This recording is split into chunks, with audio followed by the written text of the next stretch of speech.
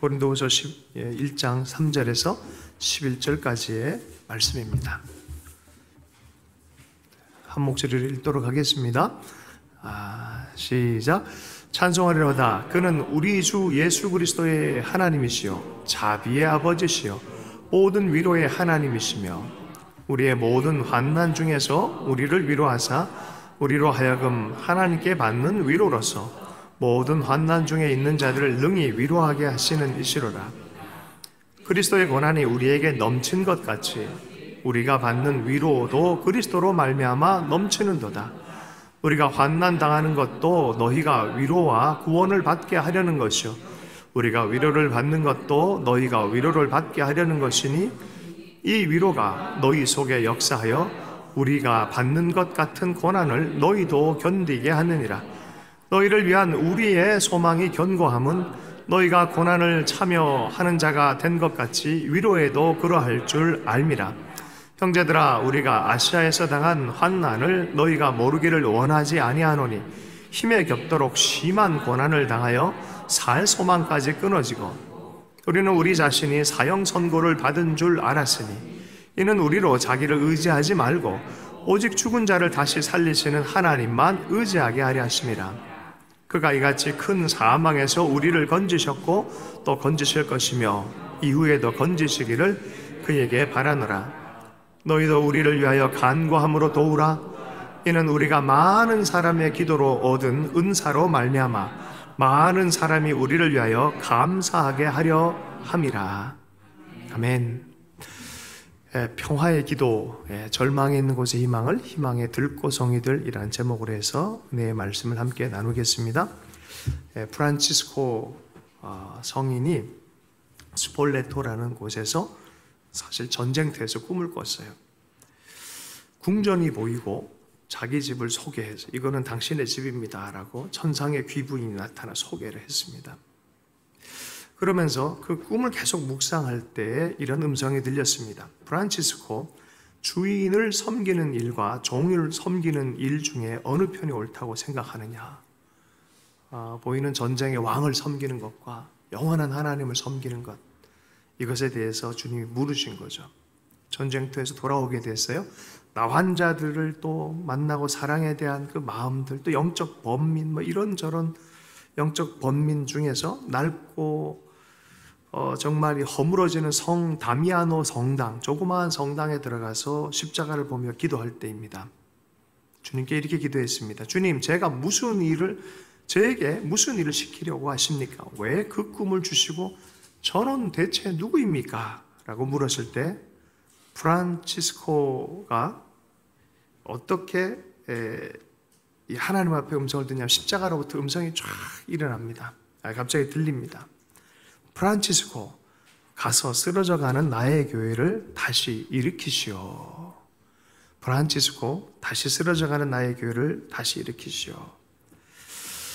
프란치스코는 그 성당에 대한 얘기인 줄 알고 있어서 막 돌 가지고 모든 노력을 다해서 정말 그 성당 복원을 합니다. 실은 그 성당 복원이 문제가 아니라 그 시대 전체에 허물어진 교회를 세우려는 것이 하나님의 계획이었습니다.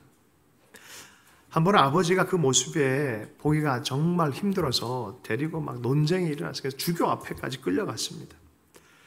이 애가 지금 제정신이 아니다라고 하는 순간에 프란치스코가 모든 옷을 벗습니다. 아버지, 그건 다 내 것. 내가 다 너 먹여 살리지 않았냐 그랬더니 이 프란치스코 옷을 다 벗습니다.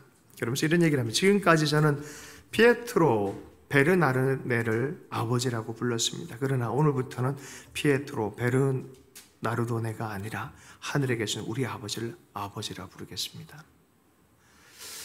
그리고 옷을 벗은 모습 때문에 주교가 자신의 옷을 벗어 프란치스코를 쫙 감싸줍니다.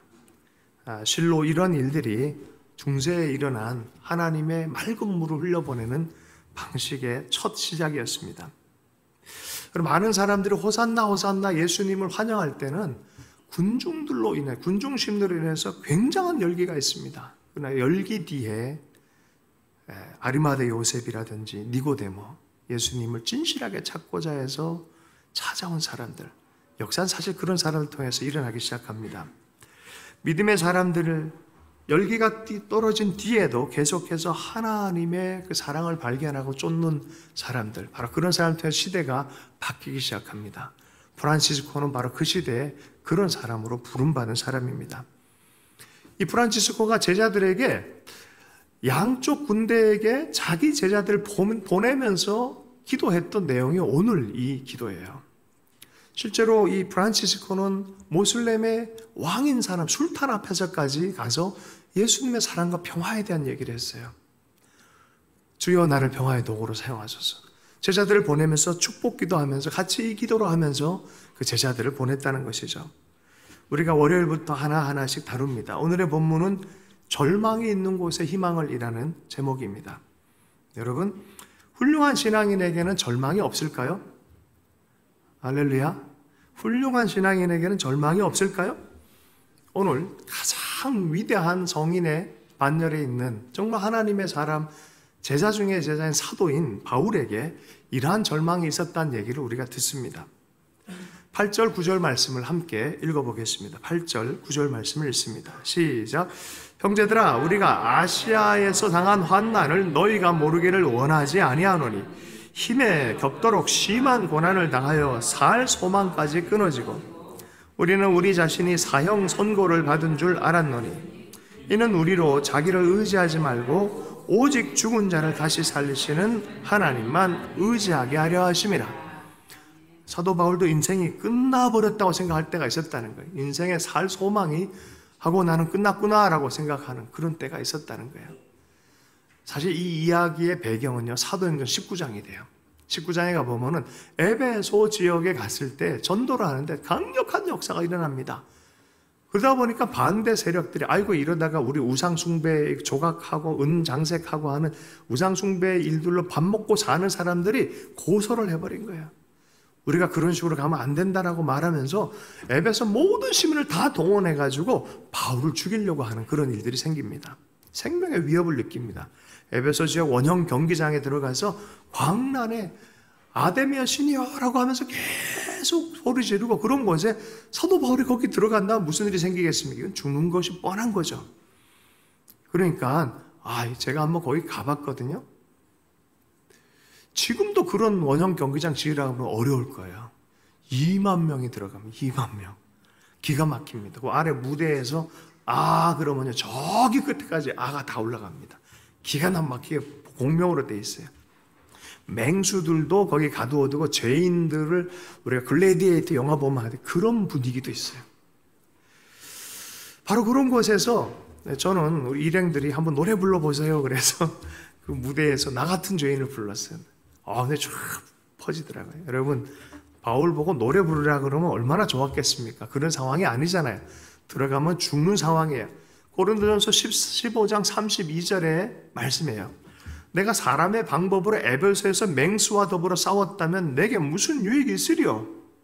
그 현장에 우리가 어떻게 했는지 설명할 수는 없지만 그 현장 가운데 그런 위협 가운데 들어갔던 것이 바로 바울이 경험했던 것임을 미루어 짐작할 수 있습니다. 고린도후서 12장에는요 그냥 불치의 병에 걸려가지고 어떻게 보면 3번 하나님께 기도한 거예요. 치료되지 않는 그 질병이에요. 목숨 걸고 기도했다래요. 오죽하면 그렇게 기도했겠습니까? 기도하고 기도해도 안 돼요. 너무 연약해요. 이것 때문에 푹 쓰러지기도 합니다. 사람들이 비웃기도 합니다. 이것 때문에 하나님께 기도했어요. 살 소망이 있었겠습니까? 그런데 하나님이 내 은혜가 너한테 족하다라고 말하죠. 여러분, 대체로 사람들이 하나님을 믿는 사람이 이런 일을 경험하면요 안 믿는 사람보다 좀 더 어렵습니다. 왜 그러냐면은 하나님 나한테 왜 이러세요? 라는 생각이 있기 때문에 그래요. 하나님 나한테 왜 이러세요? 하나님마저도 나를 버리십니까? 라는 이런 생각 때문에 사실 약간 더 어렵습니다. 그리스도인들은 절망에 빠지지만 사실은 삶을 포기하지 않는 사람들입니다. 여러분, 절망의 어려운 가운데 있을 수 있어요. 과거의 역사가 우리한테 얘기해주고 또 그리스도인의 주변 사람들도 얘기해주고 성경의 하나님의 사람들도 얘기를 하잖아요. 문제는 절망의 문제가 아니라 희망을 붙들지 못하고 발견하지 못하고 절망으로 끝나버리는 것이 문제인 것입니다. 며칠 전에 우리 사모님이 미국에서 섬겼던 교회 목사님, 담임 목사님 부부가 오셨어요. 사모님이 오셨는데 아무래도 뭔가 숨기고 있는 것 같았어요. 여기 전남 쪽에 어디에 요양 가신다는 거예요. 알고 봤더니 사모님이 암병이 걸리신 거예요. 그런 도중에 좀 쉬기도 하고 또 암병 걸렸다는 얘기 듣고 삶을 정리하겠다 싶어서 글을 써는 도중에 병이 다 나버린 거야. 그러다가 이제 조금 더 요양이 필요한 것 같아서 이제 자리를 옮겨서 좀 쉬려고 하는 그런 가운데 잠깐 들렸다 이렇게 가신 거예요. 절망 가운데서도 하나님을 발견하고 그 안에서 무엇인가를 계속해서 하나님 앞에 살아갈 그 모습 보면서 그 자체가 참 보석같이 이분에게는 신앙의 자리가 중심을 차지하고 있다는 것 때문에 큰 은혜를 발견했어요. 여러분, 우리가 절망에서 위로하시는 하나님을 발견하지 못하면 절대로 희망을 발견하지 못합니다. 그러므로 우리가 희망의 비결, 위로하신 하나님을 발견하는 것입니다. 아멘이십니까? 오늘 구절 말씀이 그래요. 위로의 하나님. 옆 사람에게 하나님은 당신을 위로하십니다. 좀 그렇게 좀 축복하십시다. 네.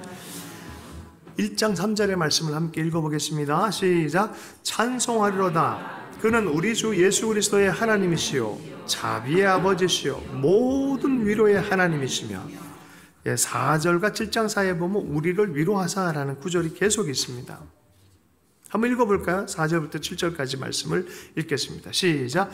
우리의 모든 환난 중에서 우리를 위로하사 우리로 하여금 하나님께 받는 위로로서 모든 환난 중에 있는 자들을 능히 위로하게 하시는 이시로라. 그리스도의 고난이 우리에게 넘친 것 같이 우리가 받는 위로도 그리스도로 말미암아 넘치는도다. 우리가 환난 당하는 것도 너희가 위로와 구원을 받게 하려는 것이요 우리가 위로를 받는 것도 너희가 위로를 받게 하려는 것이니 이 위로가 너희 속에 역사하여 우리가 받는 것 같은 고난을 너희도 견디게 하느니라. 너희를 위한 우리의 소망이 견고함은 너희가 고난에 참여하는 자 된 것 같이 위로에도 그러할 줄 알미니라. 네, 그리스도로 말미암아 환난은 받지만 그로 말미암아 또한 위로가 넘친다는 거예요. 고난과 어려움 안에 있을 때 하나님의 위로가 넘쳐난다는 거예요. 하나님의 사람을 하나님이 놓을 수 없잖아요. 여러분, 환난 받는 것이 하나님의 위로와 구원의 통로가 된다는 것이에요. 그리스도의 고난이 우리에게 넘친 것 같이 우리가 받는 위로도 그리스도로 말미암아 넘치는도다.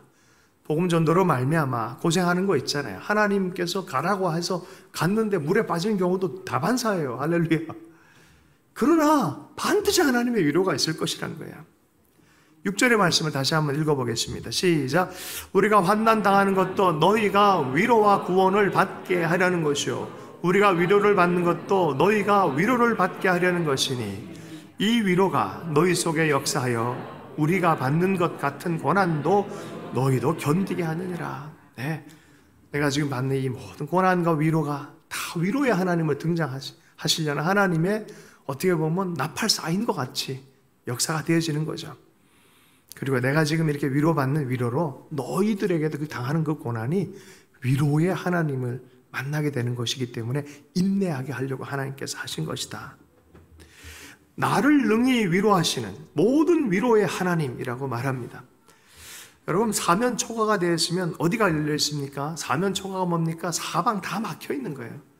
그럴 때 열린 하늘을 바라보도록 하나님께서 시각 조정을 많이 하십니다. 시편 121편이 그래요. 하나님이요, 처음엔 이렇게 얘기하십니다. 눈을 들어 어딜 보아라? 어딜 보아라? 산을 보아라. 저기에, 여기가 아니라 저기에. 내 내면도 아니고 저 밑도 아니고 저기에 높이. 그 다음에 뭐라 합니까? 너희 도움이 어디서? 그 다음에 뭐예요? 천지, 더 높고 더 궁극적인 시각을 갖도록 우리에게 들게 하고 멀리 보게끔, 통합적으로 보게끔 하는 거죠. 왜요? 그럴 때 하나님을 발견해요. 위로의 하나님, 군주님 거기 계시고 여전히 나를 위로하실 하나님을 발견하게 되는 줄로 믿습니다. 고난의 막다른 골목에 다다랐다고 생각하는 그곳에 바로 하나님 위로가 기다리고 있고 결국은 인내하며 통과하게 하시는 하나님의 능력이 기다리고 있고 결국 하나님 내 삶을 통해서 영광 받으시는 것이죠. 1장 7절의 말씀을 읽겠습니다. 시작. 너희를 위한 우리의 소망이 견고함은 된 것 같이 위로해도 그러할 줄 알미라. 내가 분명히 안다. 하나님은 그러신 하나님이다. 확신하고 있는 것이죠. 17세기 영국의 청교도인 존 오웬이라는 분이 계세요.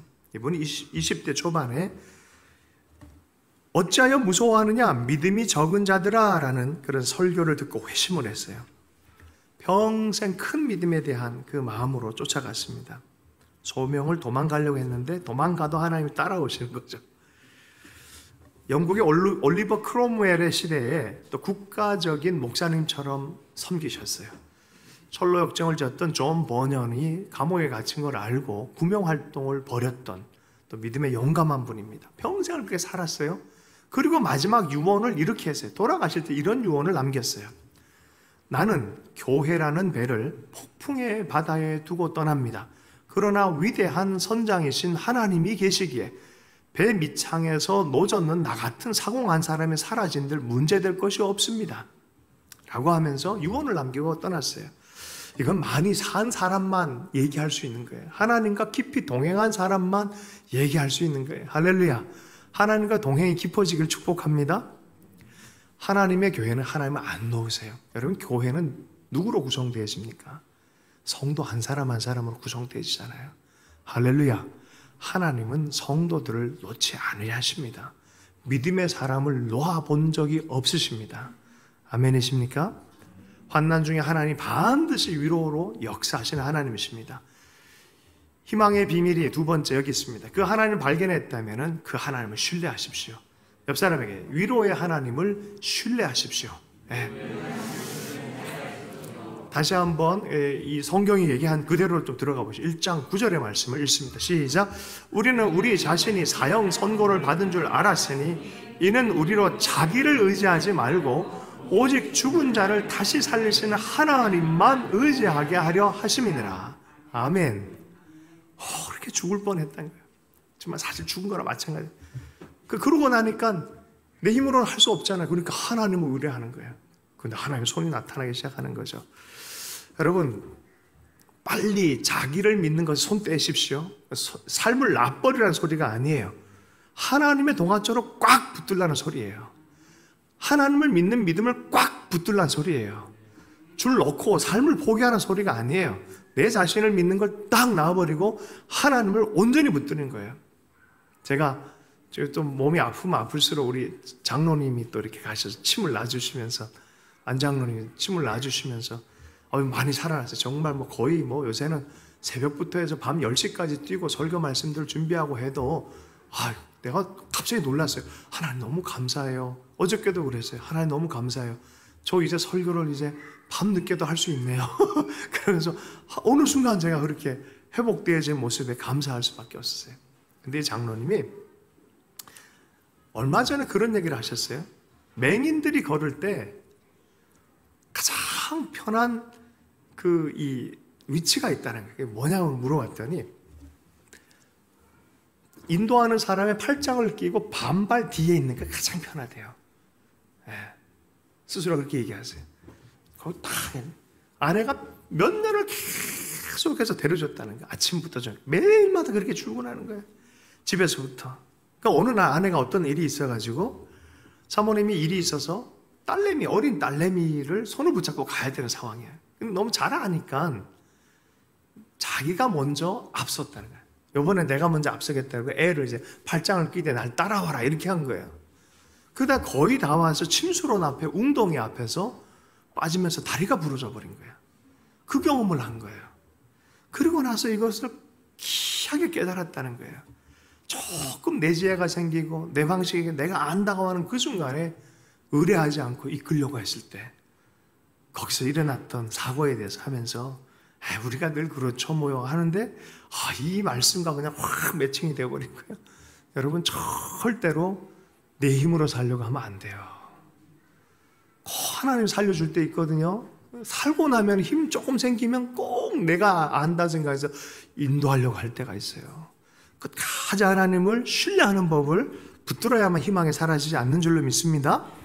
살 가능성이 없을 때 바로 인도하시는 하나님을 발견했다는 게 고린도후서 12장 10절의 말씀입니다. 그러므로 내가 그리스도를 위하여 약한 것과 능력과 궁핍과 핍박과 곤란을 기뻐하노니 이는 내가 약할 그때 곧 강함이니라. 내가 약하진 그 순간에 의뢰하는 하나님이 능력의 손이 나타나고 구원의 손이 나타났다는 거예요. 하나님의 능력이 손이 짧지 않다라고 성경은 얘기를 해요. 하나님의 손에 대한 얘기가 어디 나오냐? 민수기 11장에 나와요. 사람들이 애굽에서 나와가지고 고기가 먹고 싶은 거예요. 그래서 고기 못 먹다가 나 죽게 생겼다고 불평을 하는 거예요. 여러분, 고기 못 먹는다고 죽겠다고 참 그런 사람이 있어요. 그런 사람들이. 그래서 아이고 우리 죽게 생겼습니다. 이게 뭡니까? 라고 하니까 하나님이 하나님의 손이 짧겠느냐라고 그때 얘기하는 거예요. 그러더니 얼마나 먹고 싶냐? 한 달 내내 너에게 고기 먹는 거를 가르쳐주마 하면서 그때 얘기한 게 여호와의 손이 짧으냐? 여호와께서 모세에게 이르시되 여호와의 손이 짧으냐? 내가 이 말이 내게 응하는 여부를 보리라 라고 하면서 한 달 내내 고기를 공급해 줍니다. 이사야서 59장에서는 여호와의 손에 대해서 이렇게 얘기합니다. 여호와의 손이 짧아 구원치 못하심도 아니요 너희와 하나님 사이에 너희 죄가 하나님 얼굴 가렸기 때문에 그 손의 능력을 맛보지 마요. 그 죄의 본성이 뭐예요? 자기 의지예요. 자기 중심성이에요. 그렇게 살다가 넘어지고 깨지고 터지는 거예요. 그럼 하나님 끝까지 붙들 때 하나님의 손은 반드시 나타난 줄로 믿습니다. 자신이 무력하고 연약한 자라는 철저한 깨달은 이후에야 우리는 우리의 힘과 방패가 되신 하나님을 노래하고 신뢰하게 되는 줄로 믿습니다. 이게 체험 신앙이에요. 이게 없으면은 이게 신앙이요. 바람 불면 이렇게 쓸리고 저렇게 쓸리고 막 그럽니다. 신앙을 머리와 교양으로 배우고 신학 수업으로만 배운 사람들은 이 하나님을 반드시 경험하도록 기도할 필요가 있어요. 이러한 사람들은 하나님이 어둠 가운데 등불이 되시는 것을 확신합니다. 풍랑이 셀수록 또 이번에 하나님 어떤 일이 행하고 계시나 하는 그런 믿음을 또한 고백할 수 있게 되는 줄로 믿습니다. 여기 절대 확신이 있는 것이죠. 하나님만 의지하게 하심이니라. 하나님을 건지시라 확신할 수 있는 하나님이 되심을 여러분 경험할 수 있기를 원합니다. 시편 23편도 마찬가지예요. 사망의 골짜기를 지날 때 하나님이 건지는 체험을 한 사람들만 이 노래를 부르게 되시고 만들게 되는 줄로 믿습니다. 주님은 어제나 오늘이나 영원토록 동일하신 하나님이십니다. 희망의 비밀에 또 세 번째는 그러면 내가 그 하나님을 경험하고 나서는 그 위로하는 하나님을 또한 이웃에게 전하게 하는 것이 바로 희망의 삶을 사는 비결입니다. 옆 사람에게 희망의 위로의 하나님을 전하십시오. 자, 그렇게 하면 축복하십시다. 위로의 하나님을 전하십시오. 1장 4절의 말씀을 함께 읽습니다. 시작. 우리의 모든 환난 중에서 우리를 위로하사 우리로 하여금 하나님께 받는 위로로서 모든 환난 중에 있는 자들을 능히 위로하게 하시는 이시로라. 환난 중에 우리를 위로하시고 또 그러한 사람을 온전히 위로하게 하시는 하나님이시다라고 말합니다. 가정의 아픔을 통과해서 위로할 수 있는 능력이 생긴 사람에게요, 가정의 아픔을 겪는 사람을 하나님 보내십니다. 그래서 어떤 의미에서 과거에 내 문제였던 것 때문에 누군가를 위로하고 있다면 치유의 신호입니다. 또 어떤 의미에서 삶의 부르심은 또 그런 상처와도 연결되어 있어요. 소명의 자리예요, 사실은. 내가 그 소명의 자리로 나아가고 있는 것들을 또한 이해할 수 있는 어떤 방편이기도 합니다. 여러분, 환난 중에 풍랑 중에 주님이 찾아오시고 위로하고 새롭게 하시는 하나님을 만난다는 것, 놀라운 것입니다. 다른 이를 위로하고 경험하게 하는 맹인 바디메오가 예수님을 만나게 됐어요. 눈을 뜨게 된 다음에 자행자재하며 살아갈까요? 아니거든요. 어떻게 해요? 소명의 삶을 사는 거예요. 예수님을 마을에 전하게 되는 그런 삶을 사는 것이죠. 여러분, 그래서 환난을 경험한 사람, 역경을 경험한 사람, 하나님 안에서 눈물을 흘려본 사람들은요, 대단한 치유의 능력이 생기고 믿음의 놀라운 이 비밀을 간직한 사람이 됩니다. 괴테가 이런 얘기를 했어요. 눈물 젖은 빵을 먹어보지 않은 사람과는 인생을 논하지 않겠다. 할렐루야. LA에 있는 갈보리 채플이라는 교회의 담임 목사님이 이런 얘기했어요. 우리 교회 사역자는 고난이 없는 사역자는 뽑지 않겠다. 조영규 목사님을 찾아온 어떤 사역자가 있었대요. 평생 잘 살았고요. 뭐 평탄하게 아주 평이하게 많은 도움을 얻고 살았던, 유학도 갔다 왔어요. 그리고 나서 자기는 목회를 하는데 목회가 안 돼요. 그래서 목사님을 찾아와서 그런 기도를 했대요. 요청을 했대요. 목사님, 내가 아무리 봐도 목사님들 같은 분들은 다 한경직 목사님, 조영기 목사님 다 폐병, 3기 이래서 다 죽다가 사신 분들인데 저는 그런 게 없어서 도무지 말씀을 전할 때 사람을 위로할 능력이 없어요. 저에게 고난과 역경이 생기도록 기도해 주십시오. 정말이냐? 정말이냐? 진지하게. 좀 그렇게라도 해야 사람들을 위로할 수 있을 것 같다라는 거죠. 오죽했으면 그랬겠습니까? 그죠? 여러분, 그래서 어떤 사람들은 고난과 역경 자체가 뒤에 있는 의미를 보는 사람도 있다는 거죠. 바울이 이것을 보고 위로의 도구로, 희망의 도구로, 하나님이 역사하는 도구로 쓰임 받게 될 것이다라고 고린도 교회를 위로하고 있는 거예요. 왜 사람들이 예수님의 십자가 앞에서 허물어지는지 아십니까? 고난당하지 않을 때 이 십자가의 의미가 잘 안 보여요. 고난이 깊어지면요, 십자가에 고난받는 예수님의 얼굴만 봐도요, 굉장히 하나님께서 많은 말씀을 하십니다. 그곳 안에서 주님이 어떻게 내 삶을 이해하는지 마음으로 영으로 깨닫고 만나는 역사들이 굉장히 많이 있습니다. 세상 사람 어떤 사람도 이해 못해도 하나님만큼은 이해하신다. 십자가의 예수님 통해서 경험하는 거죠. 예수님 앞에 서면 내 고난이 이해가 되어지고 위로하신 하나님을 만나게 되는 이유입니다. 주님이 고난당하셨어요. 모든 걸 알고 있다 그래서 얼마 전에 제 친구인 작가가 왔어요. 삶에 굉장히 어려운 얘기 때문에 자녀를 잃어버리고 가정이 어려워진 얘기를 했는데 제가 그렇게 위로를 해줬어요. 당신 작가이지 않냐? 글을 쓰는 사람 아니냐? 하나님 위해서 시를 쓰고 작품을 만들어라. 인생 전체로 작품을 만들어라는 게 우리의 삶이다.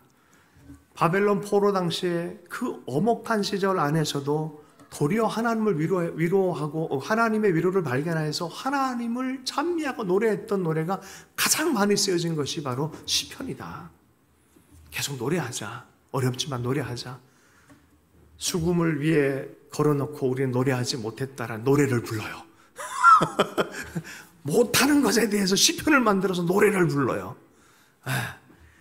그 모든 상황에 대해서 여러분 나부코라는 베르디의 오페라 알잖아요. 느부갓네살을 얘기하는 거예요. 나부코. 바벨론 포로의 노래 얼마나 놀랍습니까? 우리가 이런 삶을 살고 있는데 금빛 날개로 주여 우리로 하여금 그곳에서 다시 노래하게 하소서. 히브리 노예의 노래입니다. 우리 모두는 자기의 부르심의 삶의 작곡가이자 시인이 돼야 돼요. 노래를 멈춰서도 안 되고 계속해서 하나님의 하신 일들을 포기해서도 안 돼요. 하나님 나라에 있는 사람들, 대단한 사람들은 아무 어려움 없다고 착각하는데 그렇지 않습니다. 우리 속에서 아주 얘기하는 하나님의 사람들에 대한 얘기가 있어요. 큰 고난, 큰 사발. 큰 고난, 큰 사발. 사명도 각자고요. 고난의 무게도 각자고요. 십자가도 각자입니다. 할렐루야.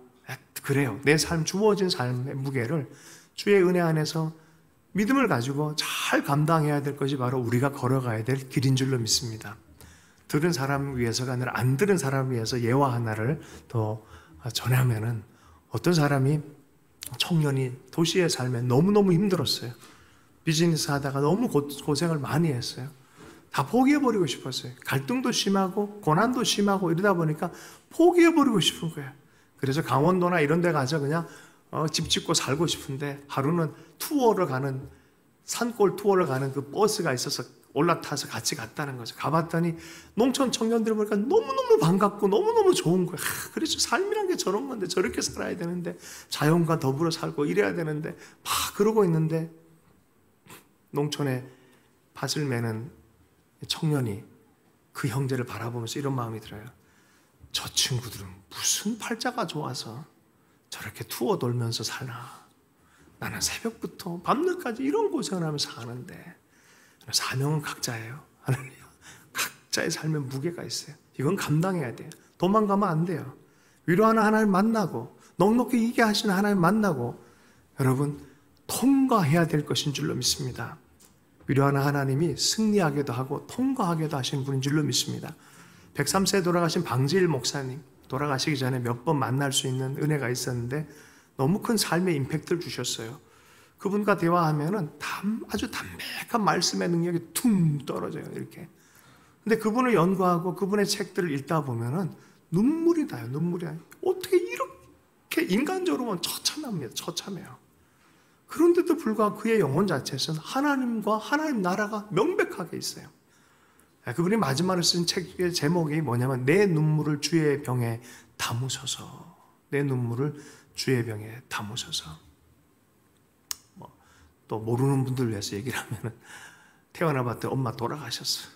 아버지가 재혼을 하셔서 중국에 가셔서 중국 선교사로 가셨어요. 우리 최초의 선교사 그룹의 한 분이 방효원 선교사라고 했어요. 선교를 갔다가 상하이에 다른 이제 귀한 지도자들의 교회로 와서 목회를 해야 되니까 선교지를 냅둬야 되는 거예요. 총회에서 누굴 불렀냐면 유학을 가야 되는 박윤선 박사 이런 분들과 친구인데 유학을 가야 되는 이 방재일 목사님 부른 거예요. 다 포기하고 선교지를 갑니다. 순종하고 선교지를 갑니다. 고생합니다. 공산주의가 막 몰아칠 때 끝까지 그 선교 현장을 지킵니다. 1957년에 한국에 돌아옵니다. 마지막 선교사예요. 모든 선교사 다 추방당했습니다. 마지막 선교사로 국제적인 어떤 협력 안에서 이렇게 올 수밖에. 가방 딱 들고 몇 개 들고 옵니다. 영등포교회 마지막까지 원로 목사를 섬기셨습니다.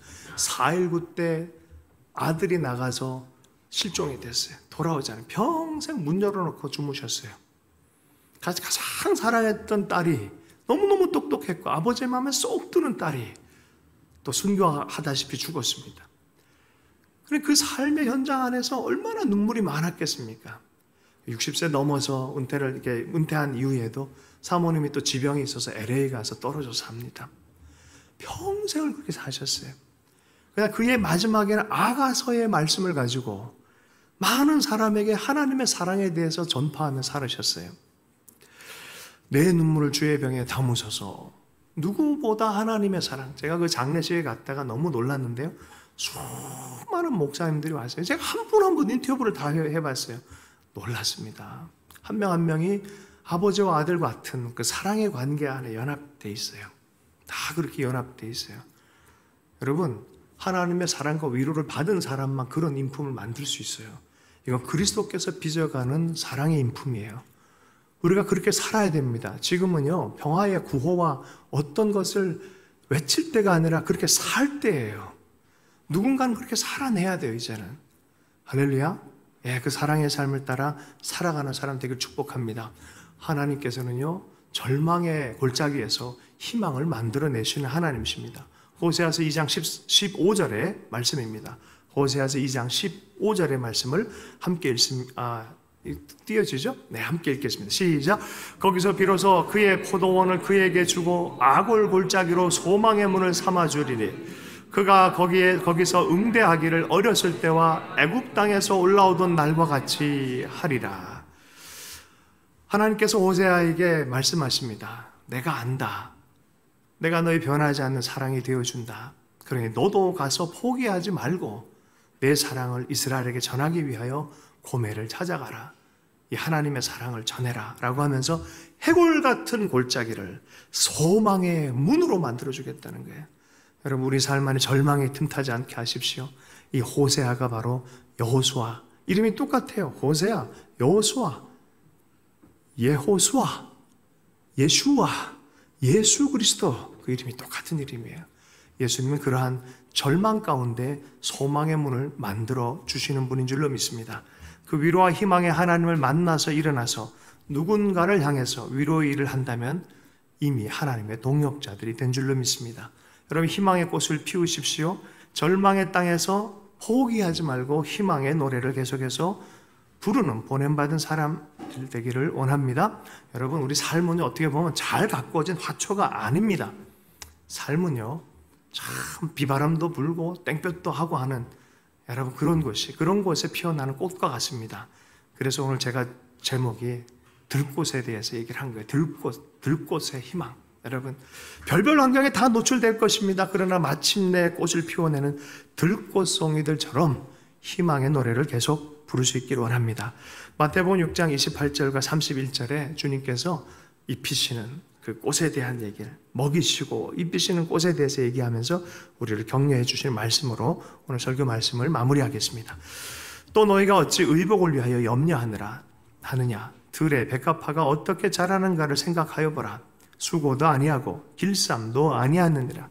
그러나 내가 너희에게 말하노니 솔로몬의 모든 영광으로도 입은 것이 이 꽃 하나만 갖지 못하느니라. 오늘 있다가 내일 아궁이에 던져지는 들풀도 하나님이 이렇게 입히시거든. 하물며 너희일까 보냐? 믿음이 적은 자들아. 그러므로 염려하여 이르기를 무엇을 먹을까? 무엇을 마실까? 무엇을 입을까? 하지 말라. 여러분, 절망 안에서 희망을 노래하는 비결인 우리 하나님을 붙들기를 축복합니다.